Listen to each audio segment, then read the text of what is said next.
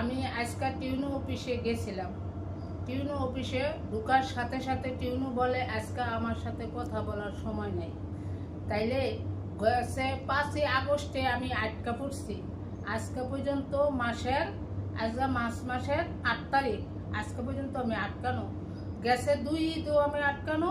এক তো দেখা যাইতেছে টিউনো এসিলেন ডিসি থানা সবাই চাচ্ছে যে এইবার ঈদও যেমন আমার মনে হয় এবার ঈদও আমার এইভাবেই যাবে।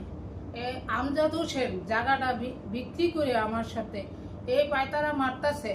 তার বাপই, আমজাদ হোসেনের বাপই আবুল হাসিম ওজি পুনায় বলছে তার পুতে নাকি লেবাস ধরছে, কুত্তা পইরা লেবাস ধরছে। এই কুত্তা পইরা লেবাস ধরিয়া আজকে আমার সাথে এই পায়তারা পইরা খেত বিক্রি করিয়া আজকে আমার এই রাস্তা বন্ধ করছে। আজ 2টা বছর। আমি 5ই আগস্টের আগে আমি খুব ভালো ছিলাম, শেখ হাসিনার আমলে খুব ভালো ছিলাম। বিএনপির লোকেরা তারা ক্ষমতা দিয়া এইরকম আমার 2টা বছর ধরে আমার আটকে রাখছে। 5ই আগস্টের থেকে আজকে মার্চের 8 তারিখ পর্যন্ত আমার আটকে রাখছে। আমার তো কেউ আটকানোর থেকে ছুটাইতেছে না। কেন ছুটাইতেছে না? আমি কি অপরাধ করছি? ওই অপরাধটা কি? ইসলাম বাবলুর ঘনিষ্ঠ বন্ধু টিউনু ফয়সালা আমার দিতে না। আমার তো ধারণা বোঝা যাইতেছে টিউনু এসিলেন ডিসি কেউই আমার ফয়সালা দিত না। তারা বিএনপির পক্ষপাতী। আমরা প্রতিনিয়ত ইউনো অফিসে যাতায়াত করতেছি, এই মামলায় দেখতেছি কোনো জায়গার থেকে এই বিষয়টা নিয়ে সমাধান হচ্ছে না। আজকে ইউনো অফিসে গেছিলাম, ইউনো অফিসে যাওয়া মাত্রই আমাদের মনে করেন এক একদিন এক এক কথা বইলা ফিরাই দিচ্ছে, আমাদের এই বিষয়টা সমাধান করতেছে না।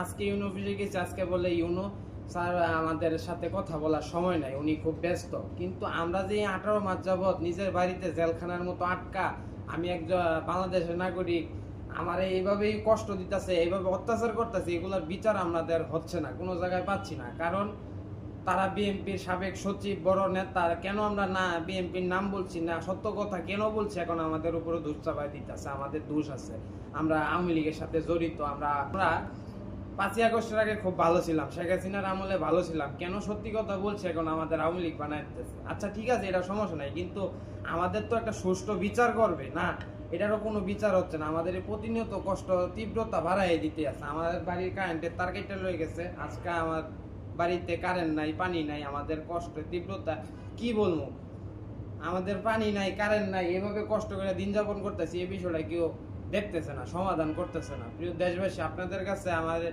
আরেকটাই চাও, আপনারা বিষয়টা দেখেন, বিষয়টা একটু দেখে আমাদের এই বিচারে ধার প্রান্তে নিয়ে যান। আমরা